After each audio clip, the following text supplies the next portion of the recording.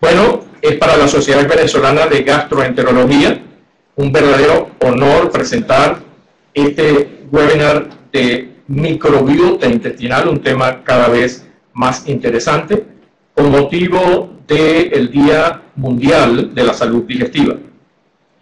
Es un honor tener conferencistas tan excelentes como los invitados que hoy tenemos de Colombia, México y Venezuela.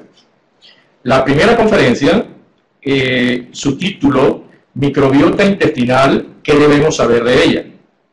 La ponente, una venezolana estudiosa de la microbiota intestinal, inmunólogo clínico y de laboratorio, con maestría en genética médica. Apreciados amigos, con ustedes, Fabiola Fabián.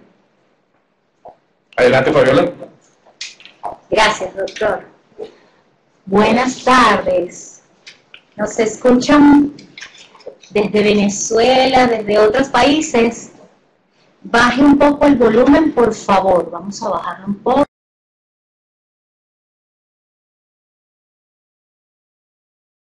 ¿Cómo estamos ahora con el volumen, doctor Pastor? Perfecto. Okay. Muy bien.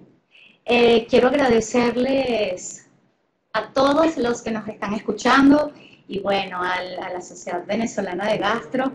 Siempre es un enorme placer y una enorme satisfacción poder intercambiar no solamente conocimientos de microbiota, sino también ver a tantos médicos queridos y respetados en la medicina venezolana.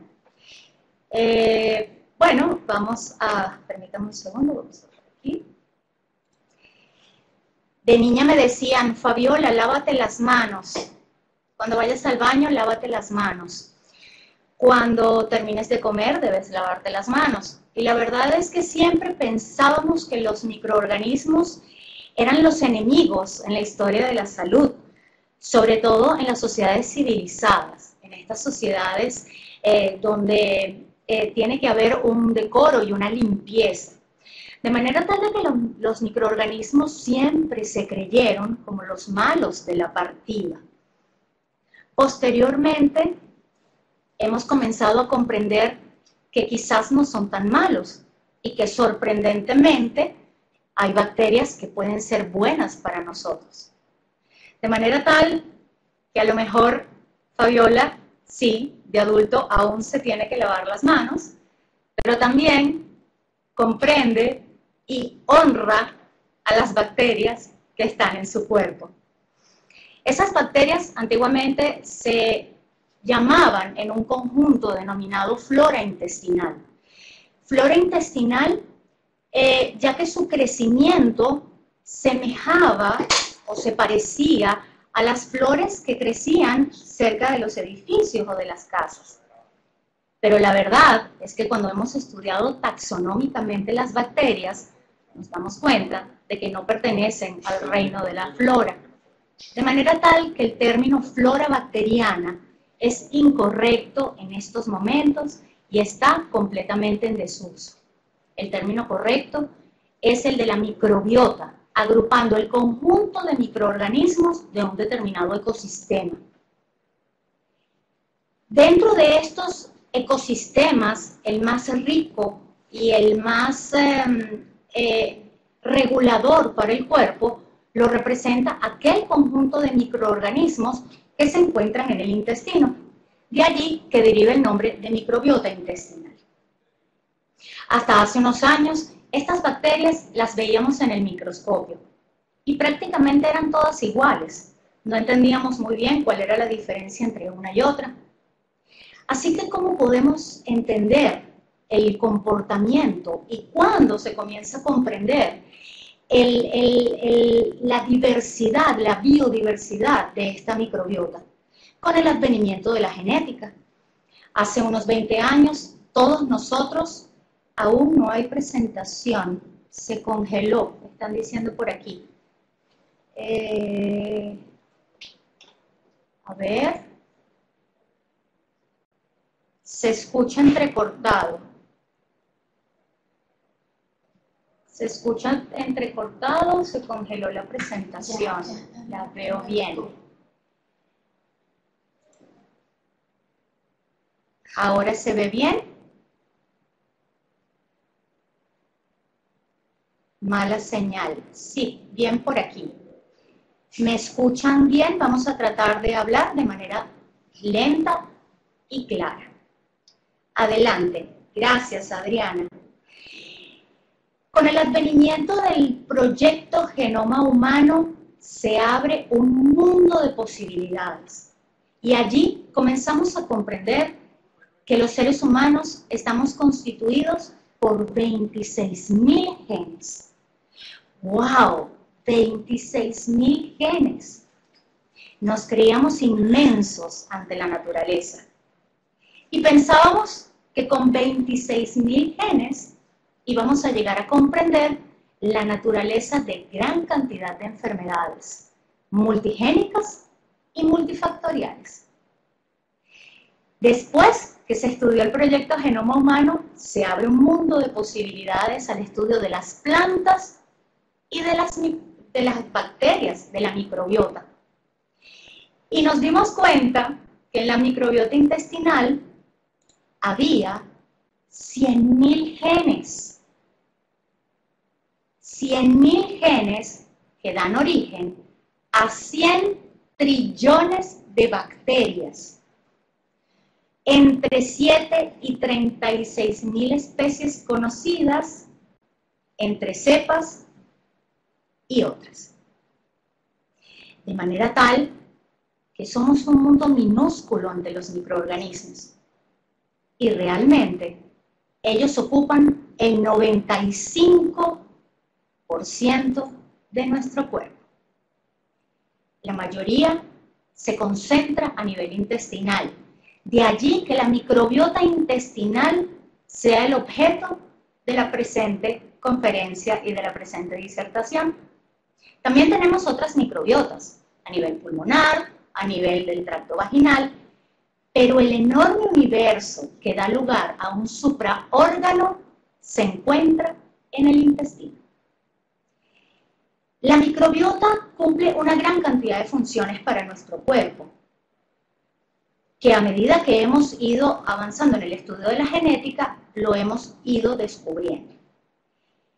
Y en primer lugar, tenemos que comprender de manera fascinante que nuestras bacterias intestinales producen el equivalente a una lata de cerveza diaria en fermentación. Lo suficiente para mantenernos con el decoro en esta reunión. Pero sí, producimos una lata de cerveza al día. Las bacterias de nuestro intestino, a través del proceso de la fermentación, obtienen la energía, sobre todo de aquellos azúcares y de aquellas fibras que no pueden ser digeridas. Y se obtienen unos elementos fundamentales para la bioquímica y el metabolismo bacteriano, y son los ácidos grasos de cadena corta. Además de eso, la microbiota está en la capacidad de sintetizar una gran cantidad de vitaminas, fundamentales no solamente para las funciones bioquímicas, sino también para la regulación del sistema inmunológico. Y ya lo vamos a ver más adelante. Entre ellas, la vitamina K, la vitamina B12, la biotina, el ácido fólico y el pantoténico. Además, tiene la capacidad de sintetizar aminoácidos a partir del metabolismo del amoníaco y de la urea. Por todos los que están en esta maravillosa reunión es conocido el efecto barrera de la microbiota intestinal, donde además de un metabolismo bioquímico ejerce una función protectora de barrera por competición con aquellos microorganismos que potencialmente pueden ser perjudiciales para nuestro cuerpo. Y además del efecto barrera, las mismas bacterias buenas de nuestro intestino están en la capacidad de secretar bacteriocinas para poder destruir aquellos microorganismos que puedan representar un peligro. ¿Se está proyectando alguna presentación? Sí, estamos presentando unas láminas. ¿Las ven? No se ven las láminas. ¿Sí ven las láminas?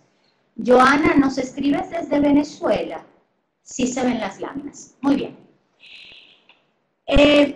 La microbiota intestinal también ejerce funciones tróficas, es decir, contribuye en forma paralela y en simbiosis con la proliferación y diferenciación de las células epiteliales, donde indiscutiblemente también los colonocitos cumplen un papel fundamental.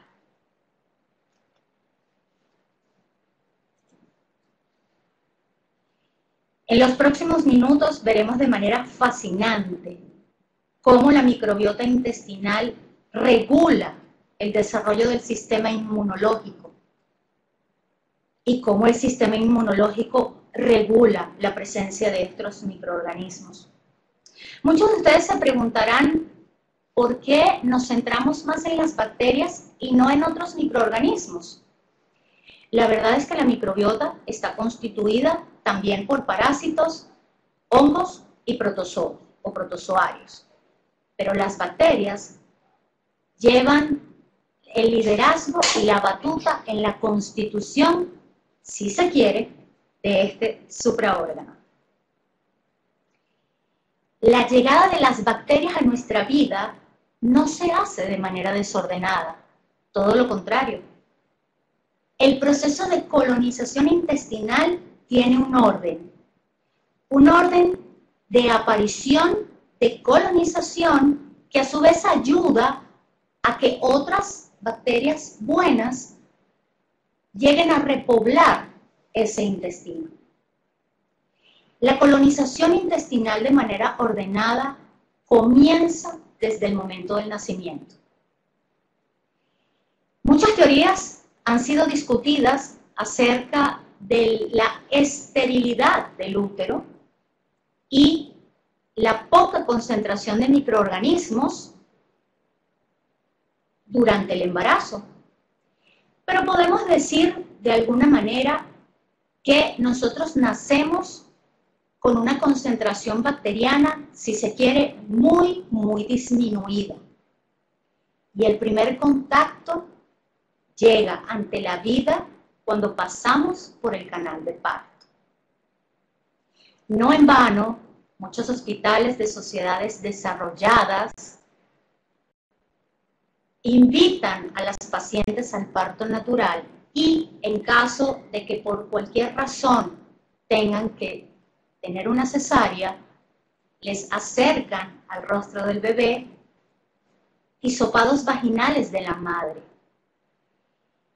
En esa primera colonización, a través del paso del bebito por el canal del parto vaginal, hay un primer contacto hacia el mundo de la microbiota epitelial materna, donde comienza una adquisición de los microorganismos gram-positivos, de los enterococos y de la Escherichia coli, para posteriormente, dentro de las siguientes 24, 48 horas, permitir la llegada de las bifidobacterias y de los lactobacilos. Cuando nosotros, por cualquier razón, irrumpimos el nacimiento por el canal de parto, se pierde el primer contacto hacia este mundo de microorganismos, que son los que comienzan a regular este supraórgano. La solución no es obligar a las madres que deben tener una cesárea para salvaguardar la vida del bebito a llevar a cabo un parto natural. Pero al conocer los verdaderos mecanismos de adquisición de esta microbiota, pues podemos darle la oportunidad a estos bebitos que nacen por cesárea de poder adquirir de otras maneras esa microbiota. Después de las primeras horas de nacido, el bebito comienza a tener un verdadero inóculo de bacterias buenas a través del arma secreta de la naturaleza, la lactancia materna. En la lactancia materna hemos, como inmunólogos, pediatras, hemos hecho tanto hincapié del beneficio de la lactancia materna en el restablecimiento de la función inmunológica, en la inmunorregulación del bebé, en la conexión emocional madre-hijo, pero la verdad es que es fascinante que la leche materna contenga aproximadamente unos 50 géneros de microbiota y aproximadamente unas 200 especies. Eso quiere decir que a través de la circulación enteromamaria nosotros podemos darle a nuestros bebitos 100 millones de bacterias por día. Esta cantidad de probióticos formado principalmente por lactobacilos y bifidobacterias permiten la inmunorregulación de proteínas del sistema inmunológico que son claves para la salud no solo intestinal, sino sistémica de cualquier cuerpo humano. Contribuye a la secreción de inmunoglobulina A secretora, fundamental en la inmunidad del intestino, a la formación de los primeros complejos antígenos anticuerpos para el reconocimiento de aquellos microorganismos que puedan representar un peligro para la salud, secreción de algunas proteínas y enzimas, como es el caso de la lactoferrina, la lisozima, la regulación y la secreción de otras moléculas inflamatorias que reclutan poblaciones celulares del sistema inmunológico, como el factor del crecimiento transformante beta y la interleuquina 4. Además del paso de hormonas, antioxidantes y gran cantidad de nutrientes. Y así, en el camino de la vida, desde el nacimiento hasta la lactancia, comenzamos a adquirir después una tercera vía de la microbiota, la alimentación complementaria.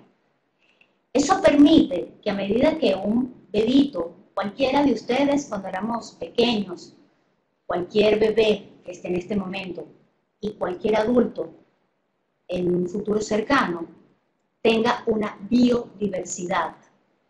Una biodiversidad que comienza limitada y a bajas concentraciones en un neonato, que va aumentando conforme se introduce la alimentación complementaria, que alcanza su cúspide o su máxima expresión a través del contacto con microorganismos, hipótesis de la higiene, inmunológicamente hablando, a través del contacto con otros microorganismos, de la alimentación, etc.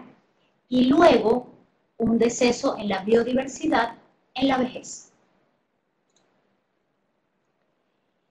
Y la verdad es que la microbiota, a pesar de ser tan variada, no es tan fuerte o tan incólume ante ciertas presiones externas. Y es lo que nosotros llamaríamos en este momento como la epigenética de la microbiota. Presiones externas pueden dar lugar a cambios en la concentración de estos microorganismos, donde se le pueda ceder el paso a microorganismos transitorios que deberían estar en pequeñas concentraciones y que por malnutrición, tratamiento prolongado de antibiótico-terapia, tratamiento prolongado del inhibidor de la bomba de protones, obesidad, depresión, entre otros, puede dar lugar a un cambio en la concentración de cada una de ellas en cualquier momento de la vida. Este gráfico muestra básicamente a través de estos cilindros, como unos salvavidas, cómo los colores pueden cambiar dependiendo no solamente de la edad, sino de las condiciones a las cuales puede estar sometida un paciente en un momento determinado. Y la verdad es que en muchos casos no se restituye la normalidad de la microbiota y quizá por ello tenga un impacto tan importante en las enfermedades. sobre todo en las enfermedades intestinales. Definitivamente, el doctor Beitia es mucho más experto que yo y muchos de los que me escuchan en enfermedad inflamatoria del intestino, pero sigue siendo un enigma. ¿Por qué la inflamación? ¿Por qué en algunos pacientes las crisis? ¿Por qué no logramos comprender el origen de la patología? Y una palabra que se repite: inflamación, activación del sistema inmunológico, disregulación intestinal. Este estudio es fascinante, complejo, pero se los quiero explicar de la manera más sencilla posible, y todo el que esté a bien de interesarse en adentrarse en esta investigación, con mucho gusto, yo después le puedo pasar todo el material.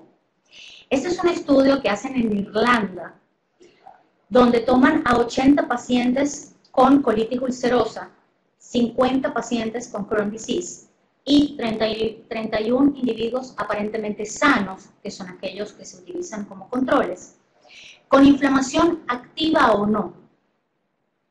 Y se les hace diferentes biopsias y se estudia la microbiota intestinal. Se utilizan una serie de marcadores estadísticos fascinantes para medir la cantidad de microorganismos que hay y la similitud entre una familia y otra. Es decir, se mide a nivel de laboratorio la biodiversidad. Fíjense que en la figura A tenemos varios cilindros. El cilindro rojo está representado por la población aparentemente sana. El cilindro amarillo con la línea continua está representada por los pacientes con colitis ulcerosa sin inflamación, y los pacientes con símbolo o círculo amarillo punteado, aquellos pacientes con colitis ulcerosa con inflamación. Lo propio para los pacientes con Crohn's disease sin inflamación y los pacientes con Crohn's disease con inflamación. Se mide la microbiota intestinal por secuenciación pre y post cuadro inflamatorio y se plotea a través de estas líneas que unen la microbiota inicial y final para cada caso. Fascinantemente, estudian a través del índice de Shannon la biodiversidad específica, que es esto que ustedes ven en la gráfica B. El índice de Shannon nos indica que cuanto más biodiversa es la microbiota intestinal, el número se acerca a 3 y a 4. Cuanto menos es la biodiversidad, el valor se acerca más a 2. Si nosotros comparamos a aquellos pacientes con Crohn's disease, tanto en inflamación como en proceso no inflamatorio para el momento del diagnóstico o colitis ulcerosa, vemos que la biodiversidad está bastante disminuida con respecto a los individuos aparentemente sanos, con diferencias estadísticamente significativas entre los grupos estudiados. Asimismo, el índice de Simpson permite evaluar la riqueza de estos microorganismos y establece que cuanto más cercano esté a cero, mayor es el equilibrio de la microbiota benéfica, y cuanto más se aleja a cero, menor es la biodiversidad y menor es la función positiva de la microbiota. Y efectivamente, en individuos con enfermedad inflamatoria del intestino, esta fórmula se repite. Existe una alteración de la microbiota que indefectiblemente, y estoy segura que así es, condiciona la sintomatología clínica de estos pacientes y la recaída quizás de patología y de enfermedad. Y así, en otra condición intestinal que para nosotros en el grupo de Venezuela ha representado el reto de los últimos 15 años de investigación, y es en condición celíaca. Esto es un metaanálisis publicado el año pasado, donde hay una gran cantidad de estudios, y les traigo los más importantes, sobre todo por el número de pacientes que utilizan.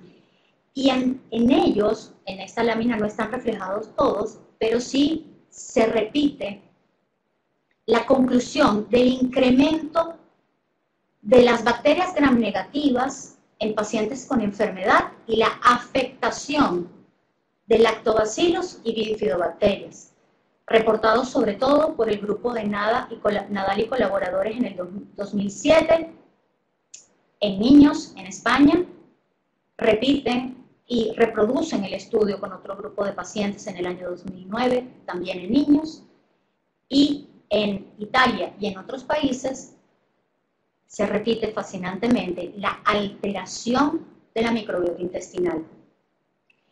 En muchos de los estudios es importante la alteración y la presencia de Helicobacter pylori enteropatógeno y de Clostridium enteropatógeno. De manera tal que seguimos por investigar en condición celíaca si alteraciones en la microbiota intestinal representan causa o consecuencia. No solamente el intestino se ve afectado por alteración de la microbiota intestinal, sino una gran cantidad de enfermedades. Enfermedades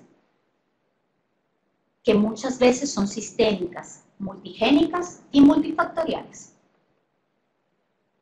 Las enfermedades autoinmunes también representan un reto para nosotros.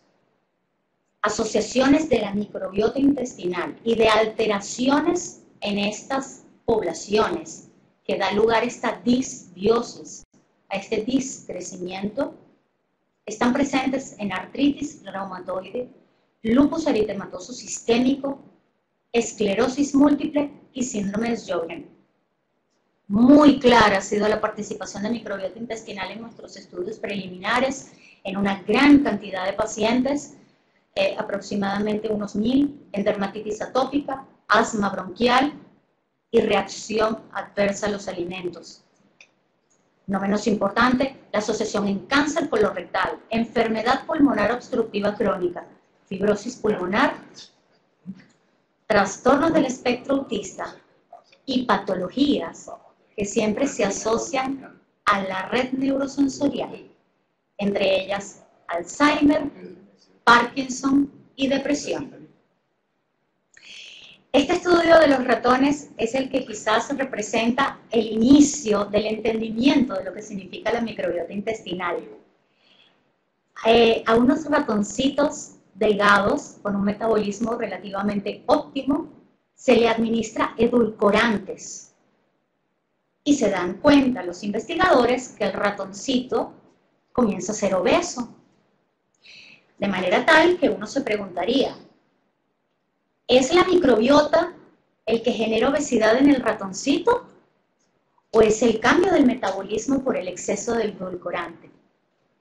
Sorpresa, cuando le extrajeron la microbiota intestinal, parte, a estos ratoncitos obesos y se los trasplantaron por trasplante de materia fecal, donde no voy a tocar el tema porque estoy segura que el doctor Bosques pues, nos dará una conferencia magistral, pero definitivamente les adelanto que cuando le trasplantamos la materia fecal de estos ratoncitos obesos a otros ratoncitos delgados, el ratoncito se vuelve obeso.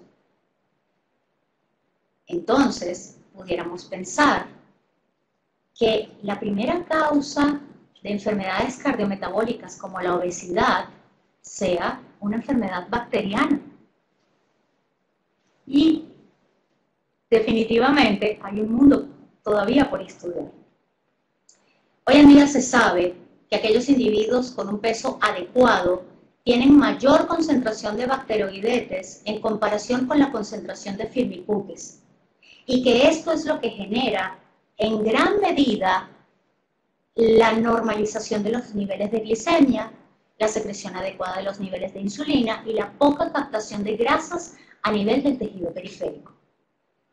Sin embargo, en obesos, la relación cambia, aumenta en gran medida la población de los firmicutes y disminuye la de los bacteroidetes.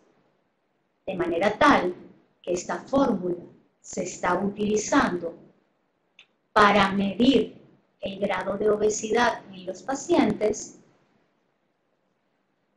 y en conjunto con otros biomarcadores analizar de manera específica cuál es la terapia y el tratamiento más adecuado a cada paciente.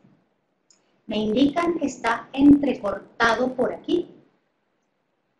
Vamos a revisar que están diciendo las personas que está entrecortado.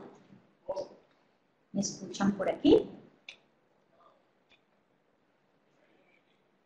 Vamos a esperar, vamos a esperar.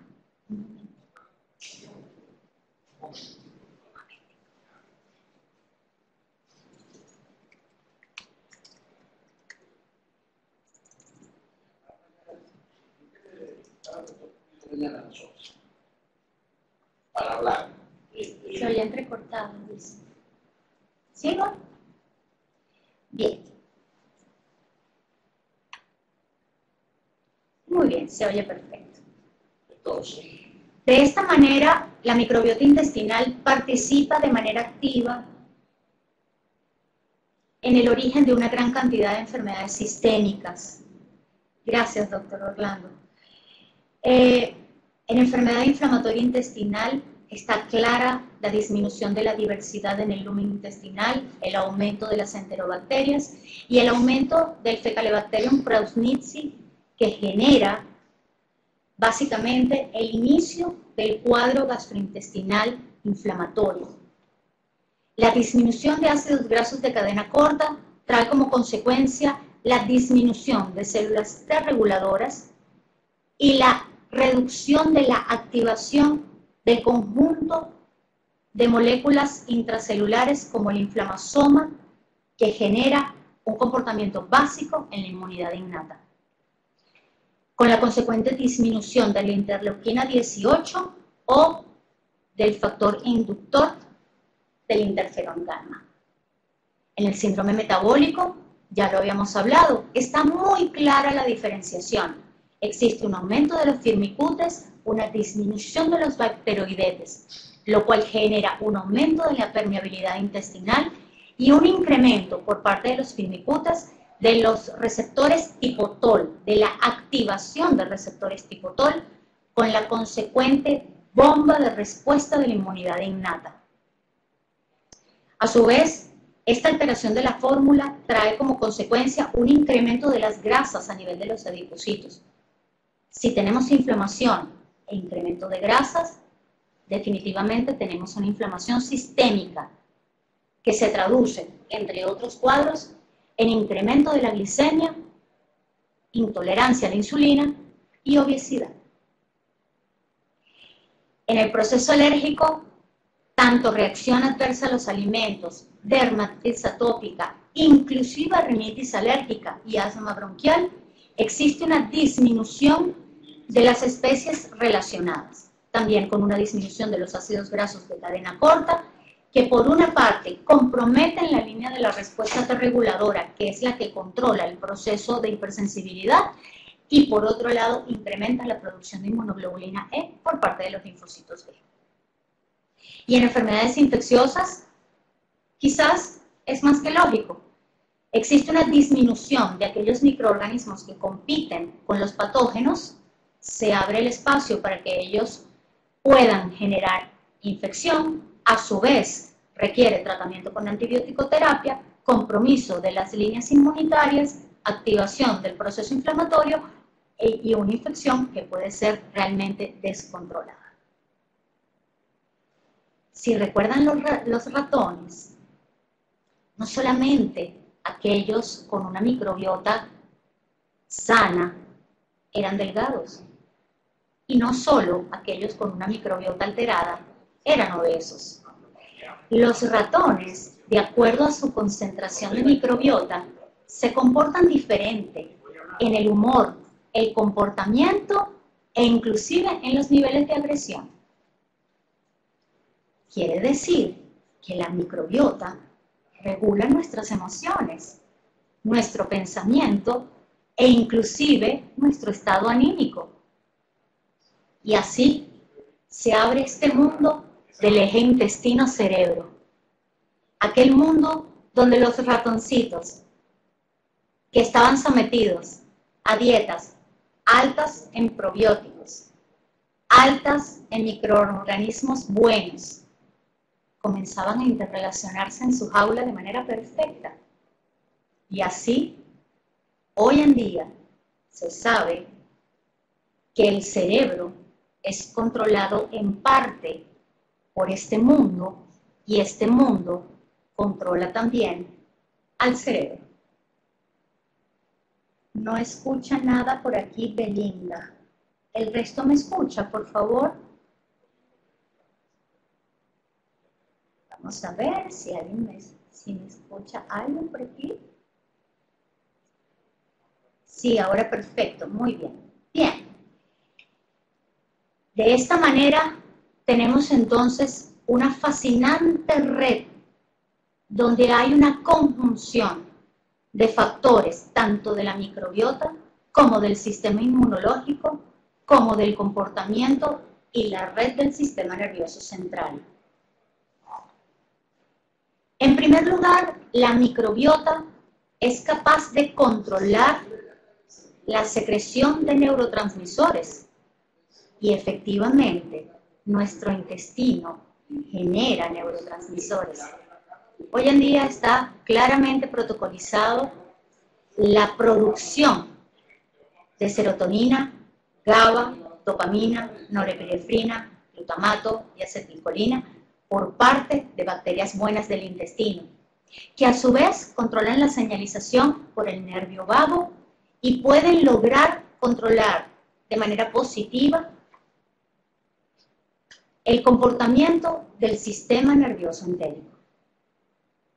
En segundo lugar, la microbiota tiene la capacidad de secretar neuropéptidos, glucopéptidos, opioides intestinales y metionina y regular a través del eje hipotálamo, pituitaria, glándula adrenal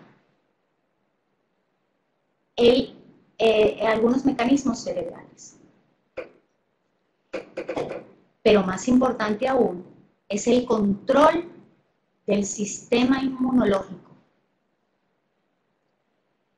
El control del sistema inmunológico puede estar orientado hacia la antiinflamación en presencia de bacterias buenas, de bacteroidetes, de bifidobacterias, de Clostridium sp en bajas concentraciones e inducir la respuesta hacia la producción de linfocitos B, productores de anticuerpos, del factor del crecimiento transformante beta e interleuquina 10, que a su vez controlan otras poblaciones inflamatorias y la activación de células T reguladoras. Favorece la secreción de anticuerpos secretores y de generar una indemnidad intestinal. Sin embargo, como todo en medicina, debe haber un equilibrio. Si el equilibrio se pierde, el sistema inmunológico se activa hacia la inflamación, donde ya no hay generación de células T reguladoras, donde se incrementa la producción de amoníaco y de lipopolisacáridos que incrementan a los macrófagos a su actividad, da lugar al reclutamiento de células inflamatorias productoras de interleuquina 2, con generación también de interferón gamma, de células TH17, de inmunoglobulina E, y en definitiva, una serie de compuestos que pueden llegar a ser tóxicos para la microbiota. Y en este sentido, están orientadas las investigaciones hacia el síndrome del gut leak o el síndrome del intestino agujereado, claramente descrito en patologías como el trastorno del espectro autista, enfermedad alérgica e inclusive obesidad. ¿De qué depende establecer una homeostasis y de que nuestras nuestros microorganismos y nuestra microbiota sea positiva, del consumo de los 5 primeros elementos: probióticos, prebióticos, que son estos alimentos para las bacterias buenas, alimentos fermentados, granos y cereales. Si por el contrario nuestra dieta está cargada de carnes, gran cantidad de grasas, azúcar procesado, aditivos y consumo prolongado de antibiótico-terapia sin repoblamiento de la microbiota, definitivamente orientaremos nuestra respuesta a la inflamación sistémica. Así, ya los microorganismos parecen no ser malos en la partida, sino pertenecer al grupo de los buenos, al grupo de los rescatables. Existe un mundo todavía por investigar. Yo le quiero dar las gracias al doctor Beitia, siempre por ser un apasionado del intestino. A mi grupo, que está iniciando investigaciones desde hace un tiempo ya y que, si Dios quiere, pronto le mostraremos la data preliminar en Venezuela. La doctora Mayra Martínez, la doctora Teresita Serratul, el doctor Oscar Aldrey, Gonzalo Luna, a todo mi equipo técnico del laboratorio y sobre todo a nuestros pacientes, a la medicina venezolana y a la medicina latinoamericana. Dios los bendiga. Gracias por estar en esta participación y espero haya sido de su agrado. Muchísimas gracias, Fabiola, por tan excelente presentación. Después de oírla, no nos queda otra reflexión que profundizar. Definitivamente el tema de la microbiota como un tema que yo siempre lo he comentado como el tema de la década, que vamos a tener que dedicarnos mucho más al estudio en las diferentes patologías gastrointestinales, hacer investigación al respecto. Es un mundo bastante amplio que juntos, como un gran equipo, como una gran familia que somos, vamos a emprender. Han habido cambios en esta jornada un poco estresante porque hay muchos que han tenido problemas con el internet. Pero bueno, programa científico que no tenga cambios no es buen programa científico. Entonces vamos ahora a presentar a nuestro amigo Francisco Bosques, el doctor Francisco Bosques de México, y damos chance a ver si podemos solucionar los problemas técnicos que se han presentado con la conferencia del doctor, de nuestro maestro amigo, el doctor Otero. Entonces, seguidamente vamos a hablar de un tema un tanto controversial, que es el trasplante de materia fecal. Sabemos que en la enfermedad inflamatoria intestinal tenemos en la fisiopatología varias teorías. Hay una teoría inmunológica, está presente, hay una teoría genética, hay una teoría psicosomática y hay una teoría infecciosa.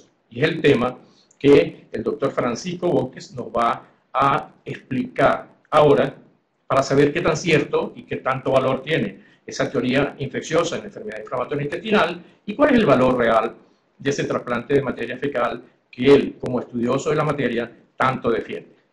El doctor Bosques es expresidente de la Asociación Mexicana de Gastroenterología, es profesor titular de la Universidad Nuevo León de México, tiene un doctorado en medicina en esa misma universidad, es miembro fundador de la Organización Panamericana de Crohn y Colitis, ex tesorero de PANCO, la Organización Panamericana de Crohn y Colitis, indiscutiblemente un excelente gastroenterólogo mexicano. Francisco, muchísimas gracias por estar con ustedes. Adelante. Pues muy buenas tardes, Guillermo. Gracias a la audiencia y soy muy amables por haberme invitado a esta reunión. Espero que todo salga muy bien.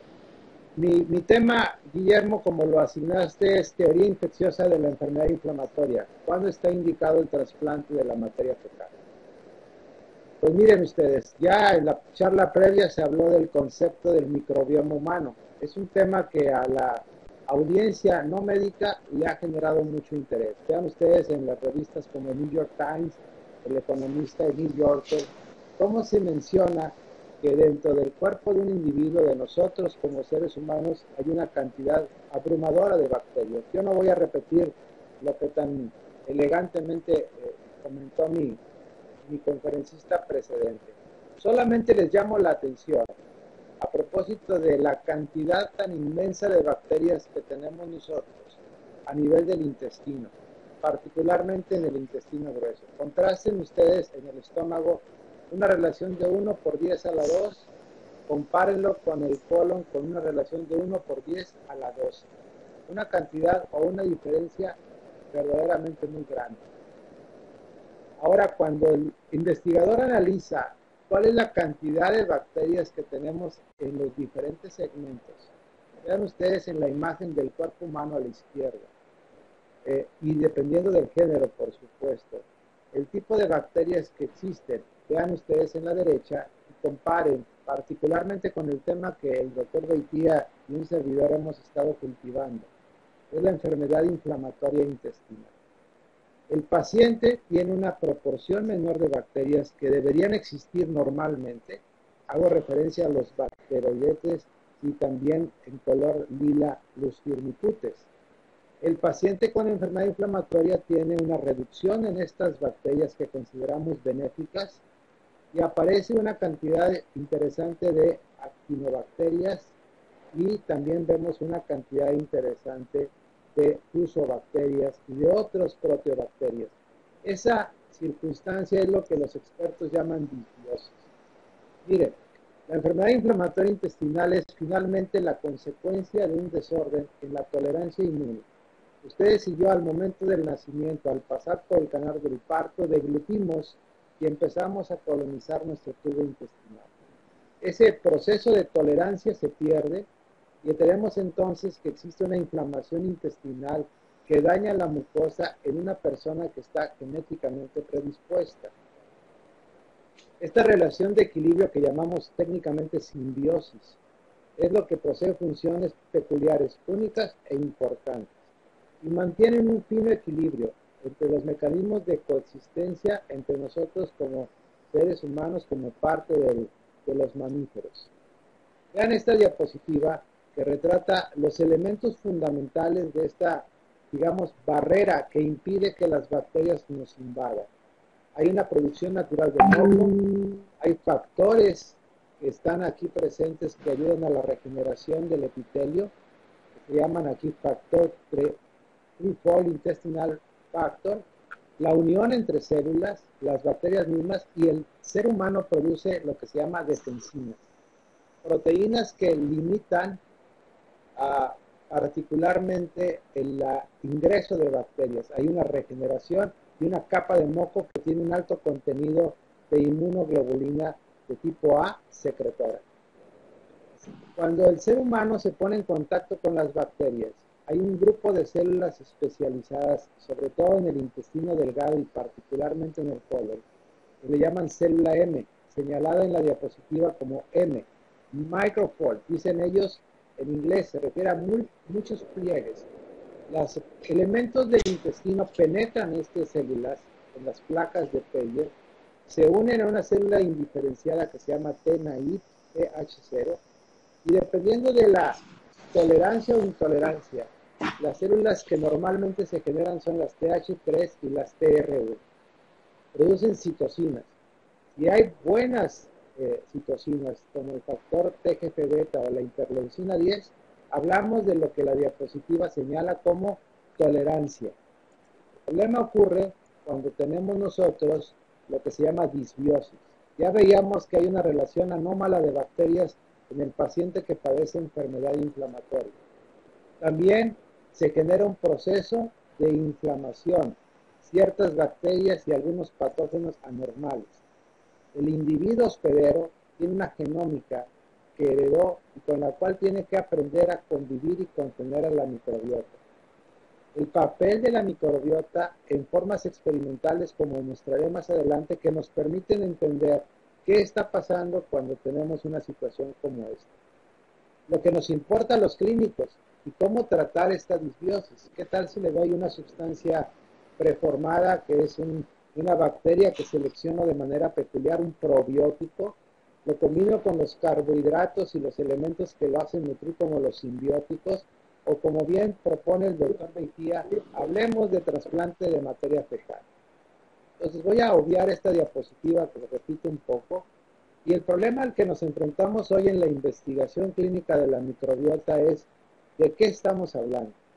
Ustedes y yo aprendimos la relación de causalidad separando las variables de una ecuación. Si el bacilo de la tuberculosis o bacilo de Koch produce la tuberculosis, es un factor. Cuando hablamos de microbiota, en esta diapositiva se ve lo que se está estudiando a nivel mundial, que es lo que llaman sistemas biológicos complejos. La capa de moco, las proteínas, las bacterias, los virus y los hongos, que pueden estar, como se ve en la parte del medio, señalándose como las bacterias superficiales o las que están inmersas en la capa de moco. Y esto es lo que están investigando en la actualidad, para tratar de encontrar y entender lo que se ve aquí. Miren ustedes, en la parte A de la diapositiva, la mezcla a una definición de Gram a cierto aumento, en B a 500 aumentos. ¿De qué proteínas estamos hablando? Humanas el 63%, bacterias un 30%, y en el otro ustedes tienen hongos y virus. ¿Y de qué bacterias estamos hablando? De familias, porque a diferencia de lo que hacemos en otras enfermedades, aquí lo que podemos es caracterizar familias. Firmicutes, proteobacterias, bacteroides, etc.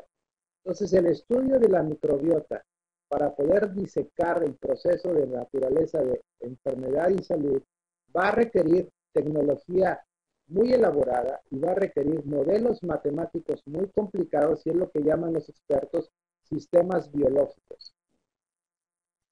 La disbiosis entonces ocurre de la observación que precede a esta plática y a todo lo que hemos hecho, de que la enfermedad inflamatoria tiene preferencias anatómicas. ¿Por qué el colon? ¿O por qué el ilion distal? Fue la pregunta que se hicieron más de uno. Y es que esta concentración de bacterias es particularmente elevada y sobre todo la relación de las bacterias que se encuentran presentes ahí. Vean ustedes, en esta diapositiva ustedes ven la relación de bacterias en cuentas como lo hacemos en el laboratorio unidades formadoras de colonias, abreviado como CFU. En el individuo asintomático, la relación de unidades formadoras de colonias es realmente pequeña. El 90% tienen menos de 1000. Vean en el extremo derecho la relación de bacterias en proporción en un paciente con enfermedad de Crohn. Más de 50,000 en rojo, más de 10,000 en verde, más de 1000 a 10,000 en color lila. O sea, los pacientes con enfermedad inflamatoria, sea CUSI o Crohn, tienen cantidades peculiarmente altas de bacterias, pero también tienen cantidades diferenciadas de bacterias o especies. Ustedes pueden ver en esta diapositiva la relación que hay de Firmicutes. El sujeto en la izquierda es el que no tiene enfermedad inflamatoria en color lila. Solo llamen la atención en esto. Vean el color lila del grupo de pacientes que tienen enfermedad inflamatoria. Se reduce de manera extraordinaria. Vean ustedes la relación de bacterias que están también como Firmicutes en color amarillo. Se reduce. En cambio, las proteobacterias y las actinobacterias aumentan. Esa es la palabra que se utiliza técnicamente como disbiosis.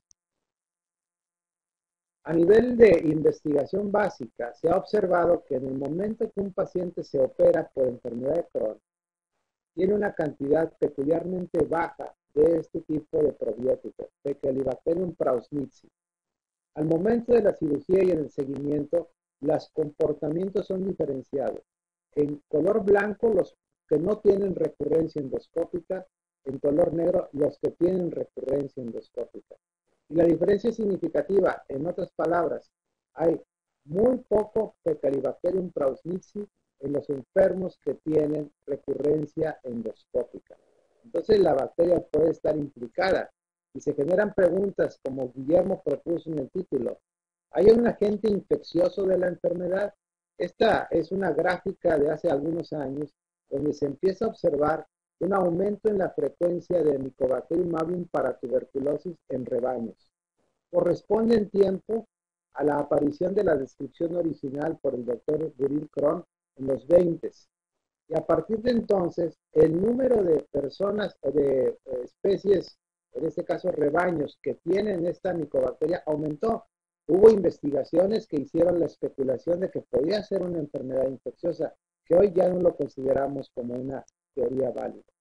Lo que sí hemos aprendido es que hay ciertas bacterias como esta bacteria de Escherichia coli adhesiva invasiva, que es la pneumotenia de AI, adhesiva invasiva. Esta bacteria en particular se ha observado que sí está de alguna manera correlacionada con el proceso de la enfermedad inflamatoria. Esta adherente invasiva se encuentra en casi el 40% de los pacientes que tienen enfermedad de Crohn ileal activa. En cambio, en los controles y en los pacientes con enfermedad colónica no se encuentra. Y en estos pacientes la forma invasiva estaba limitada a la mucosa inflamada, es decir, hay una concatenación de está presente y como corresponde a la inflamación. Y contribuye adhiriéndose en niveles experimentales y tiene que ver con algo que nosotros hemos ahora utilizado para tratar. El factor de necrosis tumoral alfa se secreta en grandes cantidades en esas partes donde está presente la bacteria. Hay un tema que también se ha observado. Esta publicación, que no es nueva, retrata cómo las bacterias se adhieren a las células del epitelio, son deglutidas, atrapadas y dicen indulg, o sea, contenidas. Pero lo que es muy interesante es que el paciente con enfermedad inflamatoria no lo elimina, se queda dentro de la célula de manera permanente y genera un proceso inflamatorio. Esta publicación reciente hace una reflexión que todos ustedes deben tener en la mente.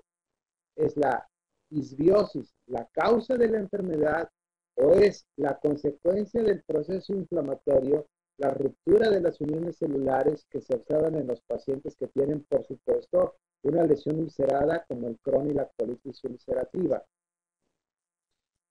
El hospedero es importante porque su genómica influye, contribuye a la disbiosis seguramente, y se han observado al menos 75 genes distintos en pacientes con enfermedad inflamatoria, particularmente con enfermedad de Crohn, que corresponden a trastornos en la respuesta innata del hospedero, la tolerancia inmune o la integridad de la barrera de la mucosa. Estos genes, el más estudiado que publicó la doctora Judy Shaw en la Universidad de Michigan, hace referencia a lo que en el lenguaje se llama el NOTS, que lo vemos en la siguiente diapositiva. Ustedes aprecian en color verde lo que debería hacer una persona que se pone en contacto con una bacteria. Es deglutida y eliminada, lo que viene al final como limpieza de bacterias. A la derecha, ustedes pueden observar lo que pasa cuando se hereda o se tiene esta anormalidad genómica. No son capaces de eliminar la bacteria, permanece dentro de la célula. Que la genética es importante queda en claro de investigaciones en la enfermedad de Crohn. En gemelos monocigotos, la concordancia en ellos es hasta de un 50%.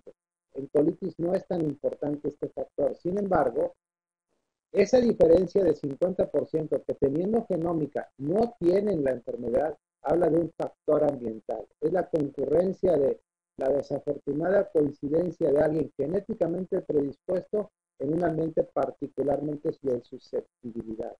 Expresado en esta diapositiva, el intestino normal, bajo situaciones de agresión ambiental, infección o medicamentos, desarrolla una respuesta inflamatoria aguda.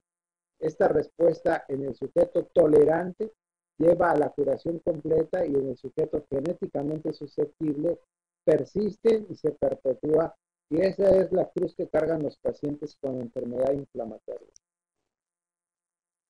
Son importantes las bacterias que están en contacto. Hay una doctora muy distinguida, ella, la doctora Dubinsky, Marla, ha probado la frecuencia de anticuerpos. Vean ustedes en esta diapositiva, si la enfermedad es en el intestino delgado, ¿cuántos anticuerpos desarrollan? Hasta 12.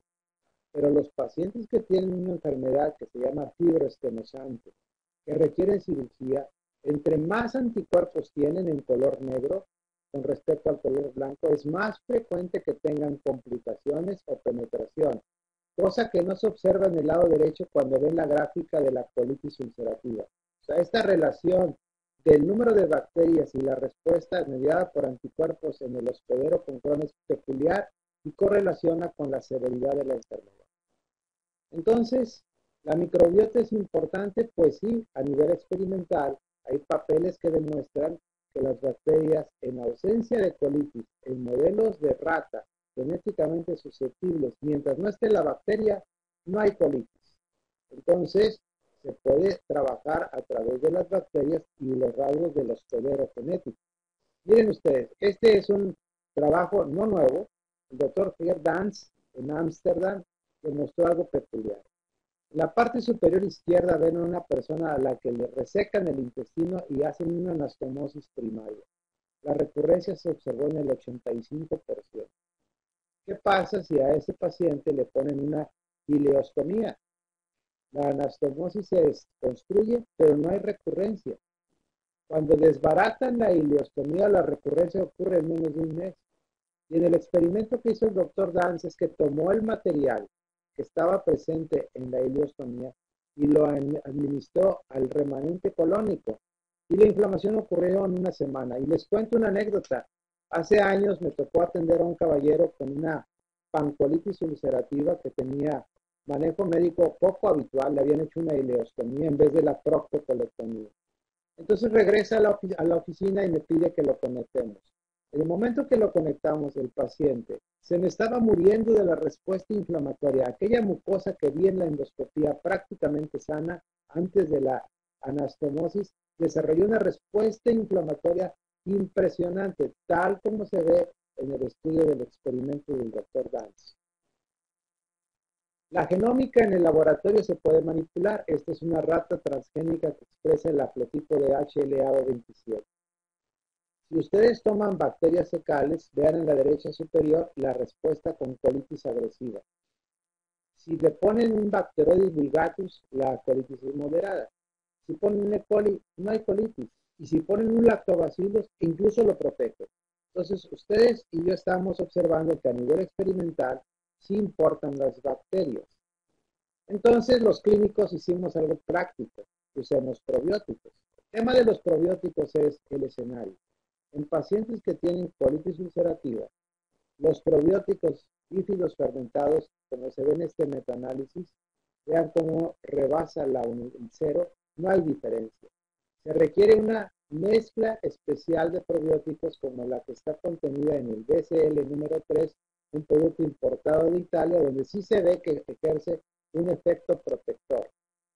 Pero en otro escenario, aquí tienen ustedes a un paciente con enfermedad de Crohn. El mismo experimento, pero con lactobacillus. ¿Ayudó de algo? Absolutamente de nada. Los probióticos en Crohn no parecen servir. Y esta diapositiva muestra cómo la cepa E. coli inicio en 1917, a propósito de un paciente con pouchitis, no resolvió absolutamente nada. En cambio, darle al paciente el BCL número 3 redujo y protegió de la pouchitis a estos pacientes. Entonces, sí pueden ser probióticos, pero hay que ver qué cepa de probiótico debemos de utilizar. Y la pregunta importante que fue la que me generó Guillermo, ¿hay algún papel de usar el trasplante de la microbiota? Los probióticos, como acabo de señalar, tienen una eficacia limitada. Además, su repertorio terapéutico y potencia son bajas. La terapia es, al final, con materia fecal, una condición que ha venido surgiendo en la mente de todos, muy especialmente en el grupo de pacientes que tienen infección por Clostridio difficile, refractario. Y los resultados dan tasas de curación o resolución superiores al 90%. ¿Cómo es que funciona el trasplante en la diarrea por Clostridio? En la parte izquierda de la diapositiva, ustedes pueden ver la bacteria agresiva, muchas proteobacterias y muchos ácidos biliares primarios. El escenario perfecto porque el Clostridio los utiliza para su propio beneficio. Cuando ustedes le trasplantan materia fecal, reconstituyen la flora intestinal, empiezan a introducir bacteroidetes, lactospiracia y meten ácidos biliares secundarios, que son la resultante del metabolismo que hacen las bacterias recién trasplantadas. Yo pongo bacterias trasplantadas, los ácidos biliares primarios se degeneran en secundarios y entonces el Clostridio ya no tiene oportunidad de estar ahí dando guerra. El tratamiento con trasplante en enfermedad inflamatoria, encontré una publicación del año de 1958. Se usa desde entonces. Hay series de casos. Lo que ustedes ven en esta diapositiva del año 12 es una serie de casos, pero por experiencias anecdóticas no tomamos decisión. ¿Cuál es el tema cuando hablamos del trasplante? Hay que hacer un escrutinio, hay que analizar la materia fecal y también hay que analizar la sangre. El problema del trasplante es el donante. Como ya se tuvo la mala experiencia en un paciente VIH positivo que desarrolló una infección oportunista después de un trasplante y murió, la FDA ha puesto una lupa sobre el tema del trasplante. Un cuestionario respecto a factores de riesgo de enfermedades incluso no transmisibles, porque se ha visto que en el trasplante por clostridio, alguien que tiene síndrome metabólico dona su excremento y el receptor desarrolla síndrome metabólico. Tenemos también que analizar el excremento buscando diferentes parásitos y enteropatógenos y tenemos que hacer pruebas en el suero, descartar hepatitis y enfermedades transmisibles, treponema, estrangiloidosis, enfermedades que en nuestros países sí tenemos. Entonces, esto hace caro el trasplante. El trasplante es un procedimiento que requiere un proceso de selección costoso. Estudios acerca del trasplante han dado resultados tan disímbolos como tasas de respuesta del 0 hasta el 68%. Aquí tienen ustedes una sumatoria de estudios donde se ve esta dispersión de eficacia. Entonces, pasemos a la ciencia. Estudios experimentales, aleatorizados con placebo controlado, en donde se trata de demostrar si el trasplante sirve en la colitis ulcerativa de leve a moderada. Este experimento, firmado en el año 15, asignó a los grupos de enfermos a un tratamiento 1 a 1 de infusiones duodenales de un sujeto que dona y de autotransplante. El paciente era el control, que sería el placebo. En este experimento llamó la atención fundamentalmente de que se utilizó la administración duodenal. Se hace un seguimiento clínico y endoscópico a la semana 6 y a la semana 12. Este fue el experimento que publicaron en la revista de gastroenterología en el año 15. ¿Y qué observaron? La respuesta clínica y la remisión clínica y la respuesta endoscópica no alcanzó diferencias significativas, sea por intención de tratamiento ni tampoco por protocolo. En el mismo número se hace otro experimento. Déjenles cuento. ¿Qué concluyen los autores? Es el primer reporte de un estudio experimental. En este reporte fueron 48 pacientes, recibieron solamente 2 infusiones, tema al cual voy a regresar posteriormente. No hubo diferencia, pero sí observaron que había ciertas características entre los que respondían y no. Y al parecer el grupo que respondió fue el que sí absorbió, adaptó o asimiló la materia fecal del donante. O sea que no cualquier tipo de trasplante va a funcionar.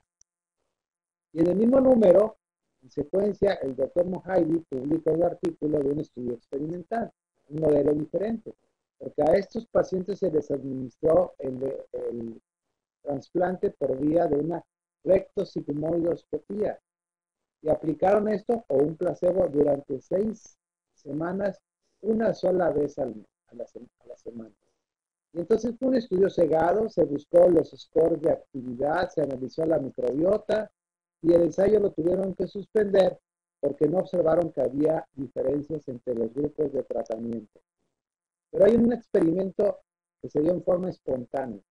Aquí va a surgir un tema que ustedes van a seguramente leer después, el superdonante. En color azul, en color rojo, la proporción del donante A del donante B. Solo 2 pacientes entraron en remisión y los 2 correspondían al donante B. Pero el donante B se enfermó. Entonces tomaron muestras de pacientes o de donantes A, C, D, E, F. Solo 2 pacientes entraron en remisión.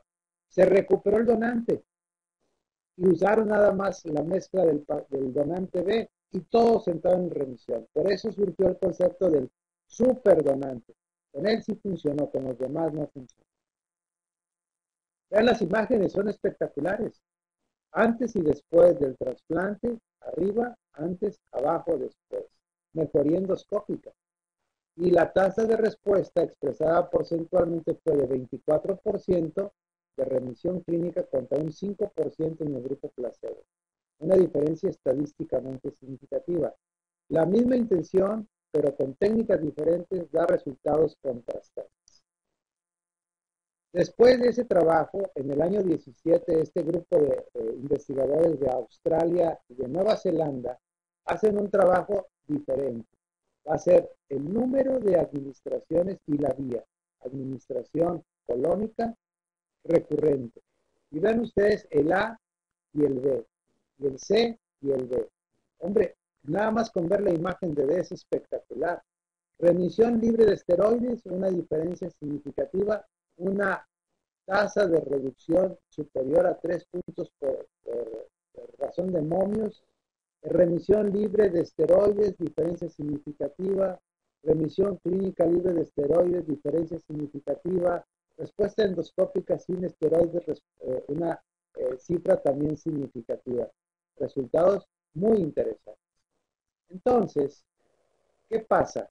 En los ensayos clínicos, que ya son varios, ya lo muestro aquí en esta tabla, que compila lo que se está publicando en el año 19. Vean ustedes el tema. Vías y fórmulas. 50 gramos de heces fecales disueltos en 300 mililitros de agua. 150 mililitros una vez al día por 5 días. O 50 gramos en medio litro, 2 dosis. O darlo una vez por semana. Caray, no hay una dosis definida. Es necesario entonces vigilar los efectos adversos de esta maniobra. Se requieren protocolos y estudios controlados para tratar de probar la verdadera utilidad del trasplante en el paciente con enfermedad inflamatoria. Si alguien quiere hacer investigación, les sugiero que revisen esta publicación. Es de un colega que vive en Houston, es un pediatra y habla de los retos que hay que vencer para hablar de esto. Él piensa que deberíamos usarlo solo en pacientes con CUSI, que los pacientes tengan una duración de la enfermedad relativamente breve, que estén en remisión para ver el efecto de alguna manera protector de la maniobra del trasplante. La terapia de esteroides debe de disminuir la eficiencia. Él piensa que hay que quitar los esteroides, que seleccionemos cuidadosamente el microbioma. Y aquí es el tema. El concepto de agarrar un poco de materia fecal y llevarla al laboratorio para prepararlo, nosotros acabamos de demostrar también que en pacientes con daño hepático por alcohol existen fagos que pueden condicionar respuesta o no respuesta, hongos, la microbiota, la metabolómica, todo esto va a permitir que seleccionemos de manera cuidadosa al donante. El preacondicionamiento. ¿Qué tal si utilizamos un esquema para eliminar ciertas bacterias que pueden no permitir que se injerte esta población de bacterias? Y el superdonante, poderlo seleccionar, caracterizar y poder utilizar después en algún momento ya una forma práctica y segura de este tratamiento. ¿Qué más? La aplicación en el colon parece ser mejor que administrarlo por vía digestiva superior. El manejo anaeróbico pudiera ser también de beneficio. ¿Cómo conservar la muestra? Los trasplantes una sola vez o darlos cada 2 meses para mantener los efectos, o sea, tratar de conservar ese trasplante. ¿Cuál cantidad? ¿Qué volumen? Eso es lo importante. Quizás dar más es mejor, no se sabe. Y las heces autólogas, o sea, el propio enfermo, es su control, se utilizaría como placebo. Déjenme concluir. En resumen, los estudios controlados sí han demostrado que el uso del trasplante de materia fecal o de consorcio bacteriano, como también se dice, es una forma segura y efectiva de ayudar al paciente con diarrea por clostridio difícil. Esperemos a que sigan haciendo investigación para ver los beneficios en la enfermedad inflamatoria. La pregunta clave es, ¿en qué medida la microbiota puede ser cambiada? Porque no tengo yo ninguna duda que estas son las bacterias que en un sujeto susceptible desencadenan la enfermedad. En conclusión, Entender qué elementos están provocando este efecto benéfico nos va a permitir en algún momento tener acceso a lo que llamarán heces artificiales, tomar las bacterias buenas, llevarlas a un bioreactor, generar un contenido adecuado y administrárselos en cápsulas liofilizado como lo hacemos nosotros para el clostridio difícil aquí en la universidad, y evitar el tema no agradable de estar manipulando el excremento de un ganado. Sorpréndense cuando a los pacientes en Chicago les preguntan si querrían intentar el trasplante. Los enfermos con colitis consideran que es una opción de manejo y que ellos quisieran que estuviera disponible.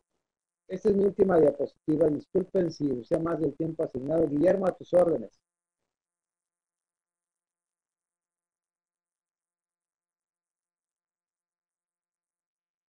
Bueno.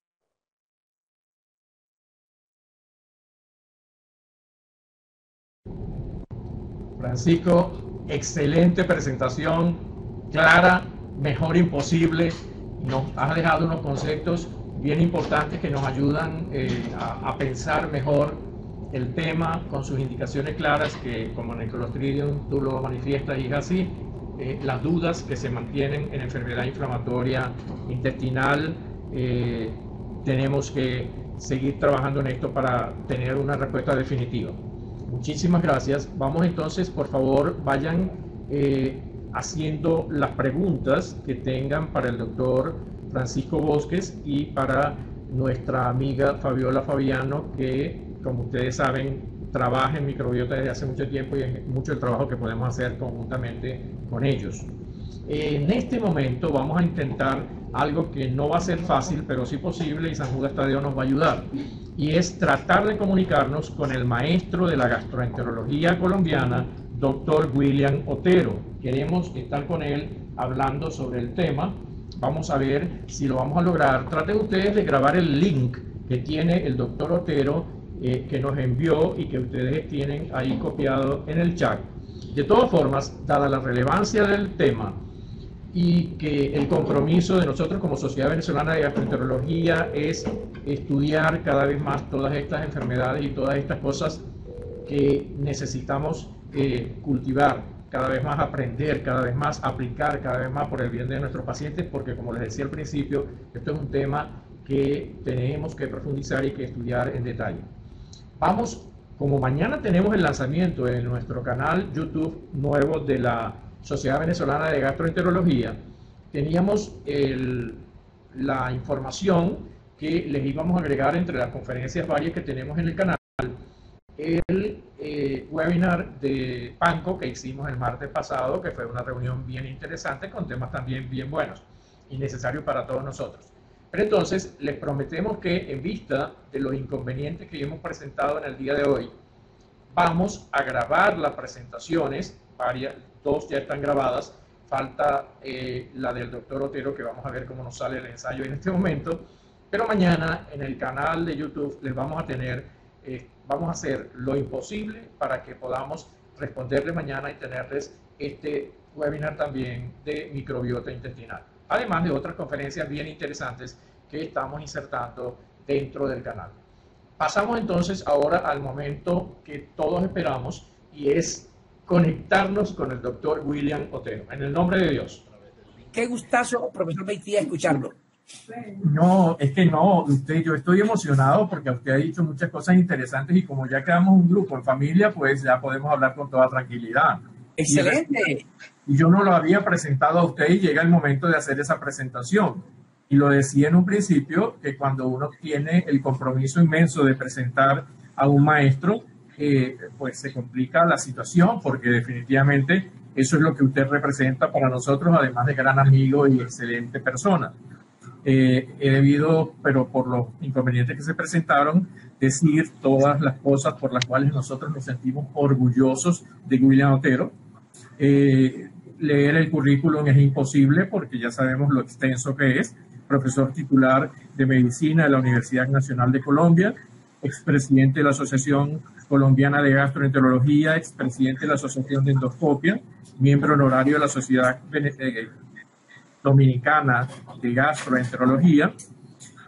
El año pasado recibió un premio como maestro de la gastroenterología de la Asociación Colombiana de gastroenterología, también el mejor profesor de la Universidad Nacional de Colombia. Pues mire, que en resumen, definitivamente uno no siente otra cosa cuando habla con usted que sentirse orgulloso de tener a uno de los mejores gastroenterólogos de Latinoamérica. Y por cierto, casualmente hoy, esta tarde, hace unas 3 horas, me reuní con la Junta Directiva de la Sociedad Venezolana de Gastroenterología y por unanimidad decidimos que usted es el miembro honorario de la Sociedad Venezolana de Gastroenterología.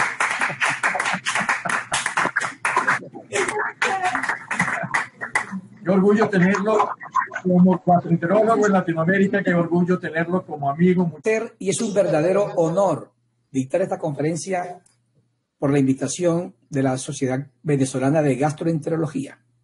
Quiero agradecer al profesor Beitia, un gran líder académico internacional, mi gran amigo, mi hermano, haberme invitado a compartir con ustedes esta conferencia y con estos magníficos conferencistas de México y de Venezuela.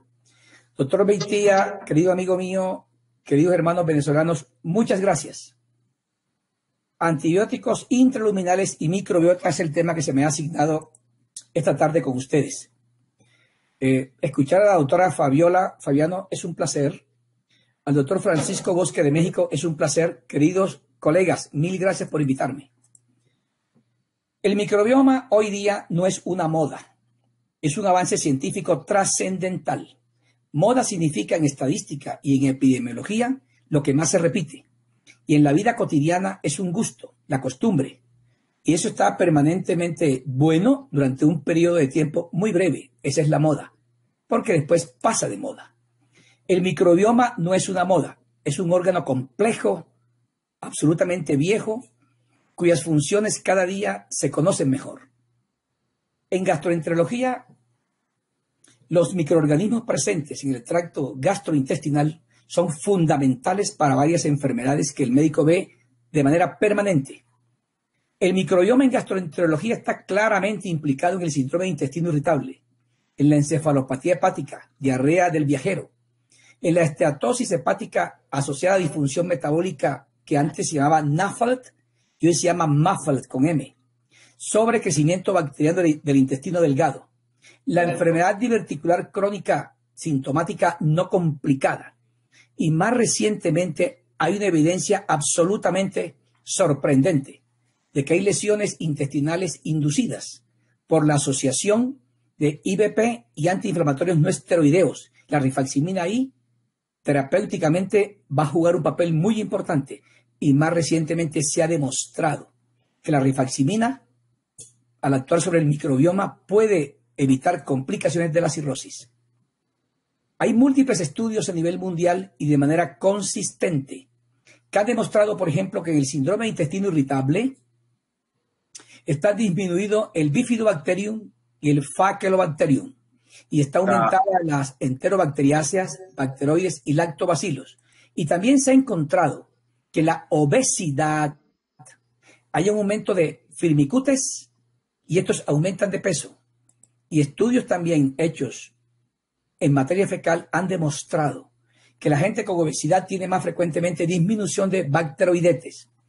Si fuera tan sencilla esta relación, uno le podría a un paciente formular un jugo de bacteroidetes y los obesos bajarían de peso.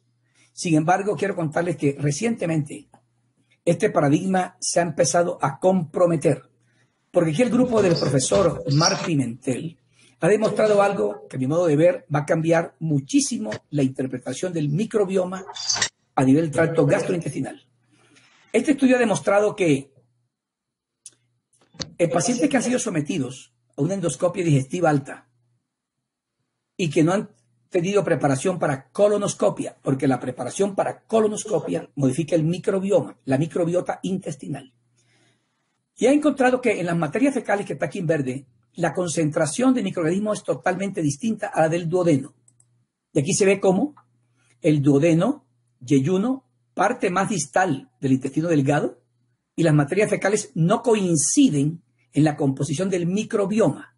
Y así, en el duodeno y yeyuno se ve firmicutes que producen ácido láctico y específicamente streptococos, lactobacilos, Coronobacteriaceae, son familias.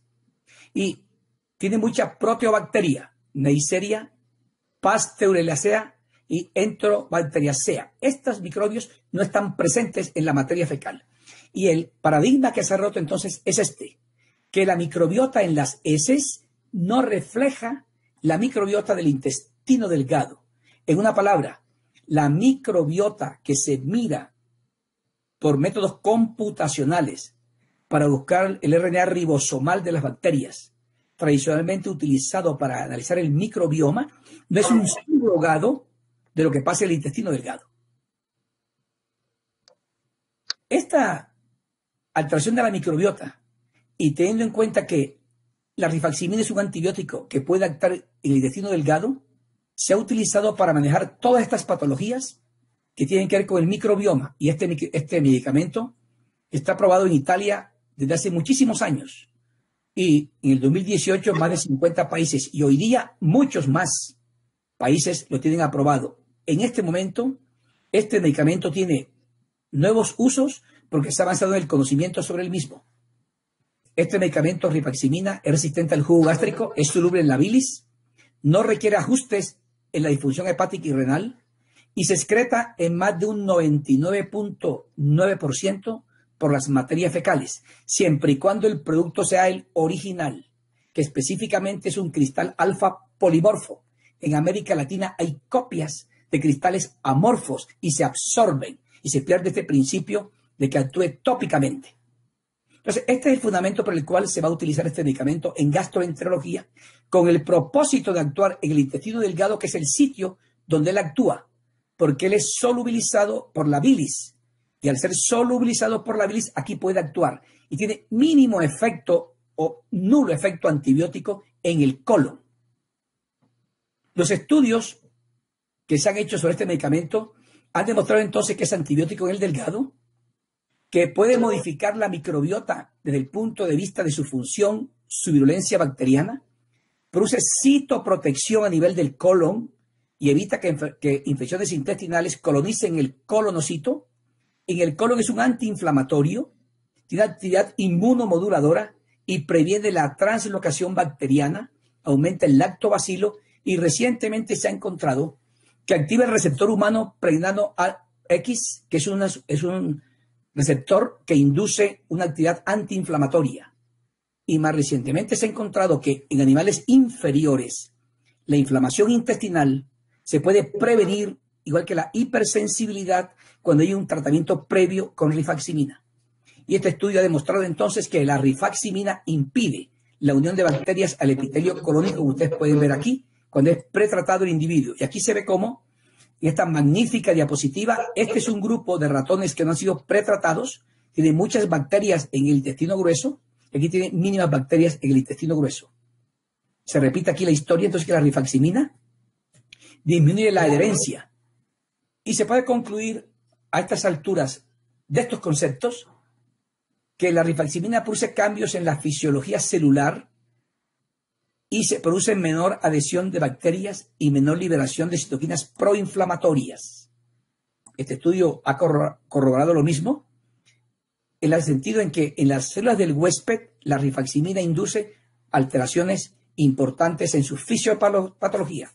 Y este antibiótico en este instante se considera que además de ser un antibiótico tiene importantes efectos biológicos y por actuar tópicamente se considera un antibiótico que produce decontaminación selectiva y aumenta, y este concepto es supremamente importante, aumenta la concentración de bacterias antiinflamatorias como el lactobacilo, el bifidobacterium y el faecalibacterium prausnitzii. Las personas que les gusta tratar, que tienen conocimientos profundos de la enfermedad inflamatoria intestinal, saben perfectamente que cuando el Faecalibacterium prausnitzii está disminuido, hay más riesgo de exacerbación de enfermedad de Crohn o recaídas post-cirugía de la enfermedad de Crohn. Entonces, eso significa entonces que con estos microorganismos antiinflamatorios tiene la rifaximina un efecto benéfico en la microbiota. Y uno puede decir entonces que este antibiótico es un eubiótico, produce bacterias buenas y disminuye bacterias malas porque induce una competencia bacteriana entre ellas mismas. Baja la roseburia, disminuye el Haemophilus, disminuye la Veillonella y los Streptococcus. Y esto es entonces lo que hoy día se tiene en cuenta de que es un eubiótico, esta rifaximina. En patologías digestivas hay evidencia de su absoluta eficacia. El síndrome de intestino irritable es uno de esos ejemplos perfectos. Esta patología, el síndrome de intestino irritable, que aquí se va a llamar SII, ha tenido un recorrido histórico similar a las úlceras pépticas. Las úlceras pépticas, al igual que el SII en el pasado, se consideraban enfermedades psicológicas, pero cuando se descubrió el Helicobacter pylori y se estudió el efecto de los antiinflamatorios no esteroideos, se concluyó que las úlceras no son psicológicas, son producidas por el Helicobacter pylori y por antiinflamatorios, y ambas son enfermedades orgánicas. En el 2020 no cabe duda entonces de que el SII es una patología infecciosa, y hay estudios que han demostrado que la rifaximina tiene la propiedad de mejorar múltiples pacientes. Este estudio, que es clásico en gastroenterología y es pivotal, que es el estudio Target 3. Brevemente, unas personas fueron sometidas a tratamiento con rifaximina. Esta gente respondió y los que no respondieron fueron asignados para un segundo tratamiento, bien sea placebo versus rifaximina, 550 miligramos 3 veces al día. Y esto ha sucedido. En el primer tratamiento repetido, más personas que recibieron rifaximina mejoraron.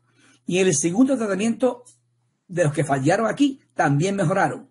Este estudio demuestra que la rifaximina se puede dar en cursos repetidos en pacientes con intestino irritable. Y metaanálisis adecuadamente diseñados han demostrado definitivamente que la rifaximina es un excelente medicamento en SII.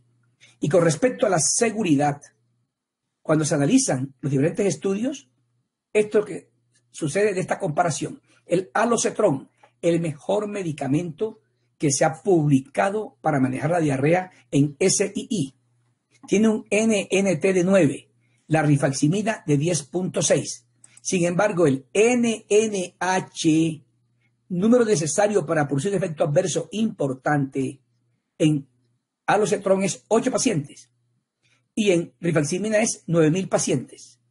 Y la relación NNT-NNH, por supuesto que es absolutamente despreciable y favorece a la rifaximina como un medicamento sin efectos adversos importantes. No cabe duda entonces que se requieren 9.000 pacientes para que uno haga un efecto adverso, y usualmente es leve con rifaximina. No obstante, en alocetrón se requieren 8. Este medicamento fue suspendido para SII y la FDA nuevamente lo aprobó por la presión de los consumidores, y hoy día se utiliza con consentimiento informado especial. Recientemente el profesor Pimentel es el líder en el mundo en el manejo de la rifaximina y ha demostrado en este estudio recientemente publicado que haciendo un test respiratorio se puede predecir qué pacientes con SII y diarrea van a responder. Son 550 miligramos 3 veces al día por 14 días. Y se ve cómo los pacientes que tienen basalmente un test respiratorio de hidrógeno negativo, que la barra blanca que está aquí, responden menos que el que tiene un test respiratorio positivo. Responde menos para el componente de dolor abdominal. Responde menos para un componente compuesto entre dolor abdominal y consistencia de las heces. Este par de endpoint me interesa a mí muchísimo en este instante. La pregunta que uno se hace es, bueno, va a ser muy apresurado decir que qué bueno sería un test de lactulosa para un test de hidrógeno antes de rifaximina, porque la gente que lo tiene negativo no responde, pero responde el 40%. Y cuando se analiza más profundamente desde el punto de vista estadístico, se ve que el valor predictivo negativo del test es muy malo. Voy a decirlo más despacio. Un test negativo responde 23. Un test positivo, 25. Creo yo que habrá que dar rifaximina sin necesidad de hacer un test respiratorio previo. En encefalopatía hay una toxina descubierta hace siglos, que es el amoníaco. Y hoy día en el mundo Solo hay 2 medicamentos destinados a combatir de manera eficaz el amonio y amoníaco. Recientemente han aparecido otros, como el polietilenglicol, pero es pivotal el manejo con lactulosa y rifaximina. Este par de medicamentos claramente tratan la encefalopatía aguda y sirven incluso para la prevención secundaria. Y aquí en esta publicación se ha encontrado que las personas que tienen tratamiento con rifaximina versus placebo, con rifaximina hay menos personas que recurran en la encefalopatía comparado con el placebo. Y asimismo hay menos pacientes que van al hospital con rifaximina versus placebo. Y la probabilidad de que eviten este par de complicaciones. Y más recientemente, y esto lo quiero compartir con ustedes, es que la rifaximina versus un placebo en pacientes con cirrosis, la rifaximina versus placebo para evitar complicaciones está aquí. Pacientes libres de complicaciones manejados con rifaximina. En la vertical está el porcentaje de pacientes que con rifaximina tienen menos probabilidad de que se enfermen versus placebo.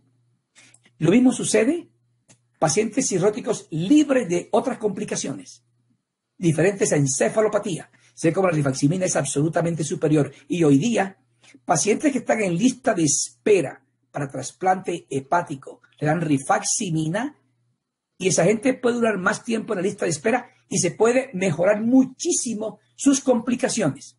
Así entonces la rifaximina es un excelente medicamento para la cirrosis descompensada y debe ser un medicamento para formular de manera permanente en algunos casos o con cursos repetidos en la gente con cirrosis. Otra patología importantísima en la cual la microbiota, la disbiosis, participa fuertemente es en los divertículos. Cuando se hace endoscopia digestiva y se encuentra divertículos, se llama diverticulosis. Está presente en el 60-70% de las personas adultas mayores. Para no olvidar, el número de años es similar al porcentaje, el mismo porcentaje de la gente que tiene divertículos. Por ejemplo, tiene 70 años, 70% de ellos tienen divertículos. Estos divertículos se pueden complicar con diverticulitis en el 5%. 20% de ellos recurren. Puede haber sangrado en 1.5%. Una hemorragia por divertículos. Y también puede haber síntomas gastrointestinales crónicos. Este es un mensaje que traigo yo ahorita aquí. 20% de pacientes con divertículos hacen lo que se llama enfermedad diverticular sintomática no complicada, que se caracteriza porque tienen dolor, bloating. El bloating es un término inglés, no tiene traducción exacta al español y la gente lo traduce equivocadamente como hinchazón. En nuestro grupo decimos siempre que es una sensación subjetiva de distensión abdominal, estreñimiento o diarrea. Estos pacientes con divertículos pueden tener crónicamente estos síntomas. Y en estos síntomas, igual que en los divertículos que se complican, lo que se ha encontrado es que hay una disbiosis en el colon. Específicamente en el divertículo que está enfermo, microorganismos proinflamatorios, bacterias que suscitan la producción de interleucinas y otros proinflamatorios están presentes ahí. Este concepto ha cambiado en dos la historia de la fisiopatología de los divertículos. Se puede decir en el 2020 que la microbiota y la disbiosis presente en el colon participa fuertemente en esta patología. Y la rifaximina ha demostrado que de manera cíclica mejora estos pacientes con un NNT3. En este metaanálisis se ha demostrado que se requieren 3 pacientes tratarlos para que uno se mejore. Mi mensaje en este instante es que un paciente adulto mayor que tenga síntomas recurrentes de bloating, dolor abdominal, diarrea o estreñimiento y tenga divertículos, la rifaximina es el medicamento. Y se ha encontrado entonces que como la rifaximina no es un antibiótico específico para el colon, en el colon solo elimina el Clostridium difficile, pero no otras bacterias. Lo que produce es una alteración biológica antiinflamatoria y una alteración de la convivencia de bacterias buenas y malas, de tal suerte que su efecto en el colon va mucho más allá que su efecto antibiótico. Es un efecto citoprotector. Asimismo, se ha encontrado que los divertículos que se complican con colitis asociada a divertículos, que se llama colitis segmentaria, que puede ser similar a la colitis ulcerativa o similar a la enfermedad de Crohn. En ellos, esta colitis segmentaria, que está localizada en los segmentos de colon que separan los divertículos, esta inflamación aquí puede progresar, puede ser intensa y simular claramente una colitis ulcerativa o una enfermedad de Crohn. Estudios recientes han encontrado que la rifaximina puede ser útil, aunque faltan más estudios. Otra patología importantísima, que es una patología recientemente conocida y que se ha descubierto con el advenimiento de la videocápsula, es que cuando hay combinación de antiinflamatorios no esteroideos con un inhibidor de bomba de protones que se usa de manera profiláctica para evitar que el antiinflamatorio haga daño, y esta combinación está absolutamente indicada hace muchos años, todo paciente que tenga más de 60 años y en la guía de práctica clínica NICE del Reino Unido, 45 años o más y AINES, es indicativo de profilaxis con IVP. Alta dosis de AINES, úlcera péptica previa y que consuma AINES. AINES y efectos adversos previos. Uso concomitante de AINES más esteroides, anticoagulantes, bifosfonatos o varios AINES es indicativo de usar IVP. El IVP no se usa con anticoagulantes, sino que tenga esa combinación. El nivel de protección de esta combinación se ha demostrado que va hasta el duodeno. Sin embargo, y esta es la sorpresa recientemente encontrada y en la cual ya hay investigaciones encaminadas a evitarla, es que incrementa lesiones inferiores y es usual ver estas lesiones en el intestino delgado de gente que consume AINES más inhibidor de bomba de protones. Esta combinación no se sabe por qué puede inducir cambios en el delgado y en el colon, pero una cosa sí se ha encontrado, y es que todos los IVPs modifican el microbioma. La microbiota se altera notablemente. La disminución en la producción de ácido clorhídrico implica hacia el futuro que las bacterias presentes por debajo del estómago, incluso en el estómago, cambian notablemente. Entonces, esa disbiosis se ha demostrado en este estudio que me parece pivotal. Se ha encontrado que un AINES COX-2 versus un COX-2 con un inhibidor de bomba de protones, aquí va un vehículo como placebo, se ve como 44% de la gente, aunque sea COX-2, hace lesiones en el intestino delgado. Esto es significativo matemáticamente hablando. Lo que se especula, lo que se infiere, es que probablemente el consumo de IVPs, al modificar el microbioma, puede inducir que haya bacterias anormales, una concentración distinta, de manera cualitativa en el colon. Y se ha encontrado en estudios experimentales y en seres humanos que los antiinflamatorios no esteroideos dañan la unión intercelular. Y lo dañan porque específicamente lesiona estas proteínas de la zónula occludens y dañan la ocluidina. Entonces, este desmosoma se daña, se aumenta la permeabilidad y bacterias malas ingresan. Fomenta una inflamación impresionante. Y finalmente, el sistema inmunológico y la inflamación hacen esta úlcera que se ve en las videocápsulas, se ve en las enteroscopias y se ve en las colonoscopias. Recientemente el grupo del doctor Scarpiñato ha demostrado esto que me parece fascinante. Y es que animales inferiores, cuando se han retado, cuando se han recibido insultos del aparato inferior, dándole diclofenac, esto produjo histológicamente úlceras en el delgado. Los estudios con RNA ribosomal mostraron alteración de la microbiota y marcadores inflamatorios. Y cuando fueron pretratados con rifaximina, se previno la enteropatía inducida por diclofenac. Lo que se infiere, se especula, es que la rifaximina pudo tener una actividad antiinflamatoria y también pudo tener una actividad antibacteriana en el intestino delgado. Este hallazgo en animales inferiores ha sido reproducido en seres humanos recientemente. Y se demostró que la rifaximina reduce el número y severidad de lesiones intestinales asociados con el uso de AINES en humanos. Y específicamente fue un estudio hecho en voluntarios sanos. Recibieron diclofenac 75 miligramos 2 veces al día, más omeprazol 20 miligramos por 14 días versus un placebo. para verificar la lesión sí o no producidas por este par de sustancias que se comparan. Se hizo videocápsula antes y después del tratamiento. Y esto sucedió. Erosiones sin rifaximina, 20%. Erosiones en el delgado con placebo, 43%. Lesiones grandes en rifaximina, 0. En pacientes que tenían placebo, 9%. 9%, esto tiene un impacto. Es posible que nuevos estudios verifiquen esto y si es cierto, los pacientes adultos mayores o los pacientes que reciben la combinación AINES-IBP podrían beneficiarse de cursos repetidos de rifaximina. La flatulencia es otra patología absolutamente importante.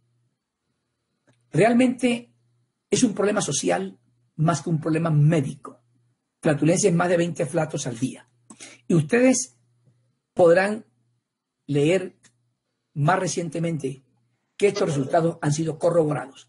Rifaximina 400 miligramos 2 veces al día por 10 días han disminuido la flatulencia y con test respiratorios de hidrógeno se ha encontrado que hay menor producción de hidrógeno y de metano. El metano es un neurotransmisor en el sistema nervioso entérico y el metano está implicado en la aparición de estreñimiento. Y en algunos estudios se ha encontrado que la gente con cáncer de colon tiene más frecuentemente flora metanogénica. Solo el 30% de la humanidad produce metano. Y comparado con carbón activado, que es un medicamento que se usaba en el pasado para los gases, se encontró en este otro estudio disminución de excreción de hidrógeno, disminución de flatos, y cuando se usó pletismografía en el abdomen para mirar la cintura, también disminuyó el diámetro de la cintura. Había bloating y había distensión abdominal medible. Y esto quiero contarles que es absolutamente cierto. Los flatos excesivos, bien sean muy sonoros o que tengan mucho hedor, pueden acabar con el matrimonio, aunque ese matrimonio lleve muchos años. Hemos tenido pacientes que han estado a punto de separarse por los gases. Y quiero contar que rifaximina, 550 miligramos 3 veces al día por 10 a 14 días, hace que vuelva el amor en la pareja. Y créanme ustedes que un tratamiento de 10 a 14 días con rifaximina es absolutamente menos costoso que cualquier divorcio de estos individuos. Más recientemente, en la DDW de este año, hemos hecho una búsqueda y hemos mirado qué cosas importantes se pueden contar como novedosas de rifaximina. Aquí debo agradecer infinitamente a Melissa Bastidas, una residente nuestra de gastroenterología, su diligencia y su disposición para buscar los artículos que seleccionamos de la DDW de 2020. Vamos a contarles a ustedes los que nos parecen más importantes, que marcan hacia el futuro importantes investigaciones. En esta investigación del profesor Tali, un líder mundial en trastornos funcionales, se incluyeron pacientes con síntomas digestivos superiores que estaban asociados a dispepsia funcional o a síndrome intestino irritable. Como ustedes pueden ver, fueron reclutados con los criterios de Roma 3. Es decir, para reclutar esta cantidad de pacientes fue necesario usar criterios hace mucho tiempo. Y lo que hoy día se encontró es lo siguiente. Tanto en síndrome intestino irritable, que puede producir síntomas gastrointestinales superiores, así como dispepsia funcional con base en Roma 3, la rifaximina mejoró estos individuos. Y pacientes, también es importante esta publicación en la DDW de este año, que pacientes que tenían síndrome de intestino irritable y no habían respondido a ningún tratamiento previo, cuando se sometieron a tratamiento con rifaximina, esto ha sucedido. El dolor abdominal más, de manera combinada, consistencia de las materias fecales, fue superior la mejoría de los pacientes con rifaximina, que está aquí en oscuro, versus el placebo, que está en una barra clara. Lo mismo con el dolor abdominal. Lo mismo con la consistencia de manera independiente. Y también se encontró que más frecuentemente los pacientes tenían con rifaximina mejoría del bloating. Yo puedo decir en este momento, con base en este estudio y estudios previos que se han publicado, que si un paciente con ese II no responde a nada, por lo menos la mitad va a responder a rifaximina. Y también mi amor. en la EW se ha encontrado algo que me parece a mí impactante. Se ha encontrado que la microbiota del aparato digestivo puede modificar la concentración de ácidos biliares secundarios. Y hay estudios que han encontrado que depende de la magnitud de ácidos biliares secundarios, ellos se pueden convertir en un marcador de progresión de la cirrosis. En este estudio se ha encontrado algo interesantísimo. Es que la rifaximina aumentó la concentración fecal de ácidos biliares secundarios comparados con un placebo. El mensaje es que si la microbiota es quien modifica la concentración de ácidos biliares secundarios y con rifaximina ahora hay mayor concentración de esos ácidos biliares, la ecuación está más o menos clara. La rifaximina ha actuado en la microbiota del intestino delgado.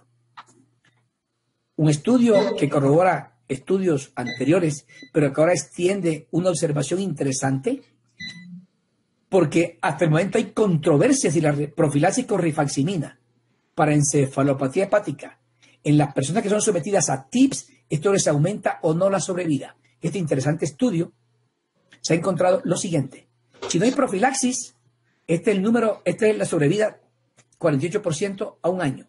Y si hay rifaximina, la sobrevida es 83%. Este estudio contradice las controversias que hay. Por supuesto, se quieren más estudios, pero está en la vía de que la modificación de la microbiota en el intestino delgado, que está absolutamente distorsionada en el cirrótico, puede ser una vía de investigación hacia el futuro.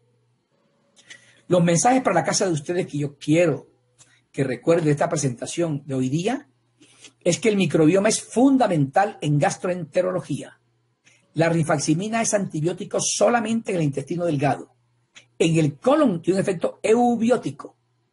Es el medicamento de elección en la disbiosis, porque no se absorbe, siempre y cuando sea un cristal alfa polimorfo. Si es un genérico amorfo alfa o cualquier otra gránulo, se puede absorber. La dosis son 550 miligramos 2 a 3 veces al día por 2 semanas. Y la microbiota fecal no es un subrogado de la microbiota del intestino delgado. Es decir, hoy día no se puede seguir pensando que si se da rifaximina y no se modifica la microbiota en el intestino, en las materias fecales, no ha hecho nada a la microbiota, porque no es un subrogado. La materia fecal no refleja lo que pasa en el intestino delgado. Algo importante que no que olvidé en este instante es que recientemente la rifaximina, soluble en agua, diferente a la actualmente existente, que es soluble en ácidos biliares, la soluble en agua en animales inferiores ha modificado la sensibilidad y ha disminuido el dolor. Hacia el futuro, esta nueva rifaximina, que es soluble en agua, seguramente será utilizado en ensayos clínicos posteriores. Y quiero decir entonces finalmente que la rifaximina indudablemente es el amigo importante del gastroenterólogo. Gracias, muy amables por su atención. Estamos ya cerrando y nuevamente te doy las gracias por toda esa información valiosísima que nos diste. La gente quedó súper contenta y vamos a colocar tu conferencia con tu permiso en el canal de la sociedad. Mañana vamos a hacer un lanzamiento de ese canal de YouTube con conferencias de diferentes temas y esa de ustedes de hoy que definitivamente forman parte de una temática bien relevante y bien necesaria. No sabes cuánto te agradecemos que hayas estado con nosotros en este día de la microbiota intestinal. Felicitaciones, doctor. Gracias. Buenas tardes allá en Venezuela. Buenas noches. Gracias. Gracias. Hasta luego.